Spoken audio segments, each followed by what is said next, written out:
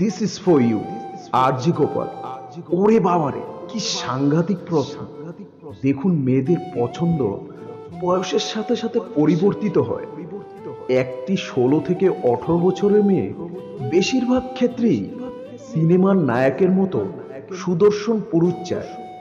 এরকম পুরুষ পেলে এই বয়সে মেয়েরা ব্রতে যায়।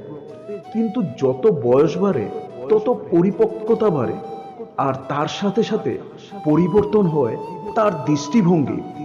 এরপর মেয়েরা গুরুত্ব দেয় ছেলেদের উপার্জনের উপর। দেখতে ভালো হওয়ার বিষয়টি তখন আর এত বেশি গুরুত্ব পায় না। তারপর আর কি, মেয়েদের বিয়ে হয়ে যায় বেশিরভাগ ক্ষেত্রে। এবার কাহিনীতে অন্য মোড় আসে। এই মোড়ে নারী জাতি বুঝতে শেখে রূপ নয়, অর্থ নয়, সবচেয়ে বেশি দরকার সচ্চরিত্রের ভালো মানুষ। তাই আমার মত জানতে চাইলে বলবো, মেয়েরা চায় এমন পুরুষ যে তাকে সব পরিস্থিতিতে সমর্থন করবে, তার পাশে থাকবে, তাকে বিশ্বাস করবে ও তাকে সম্মানও করবে।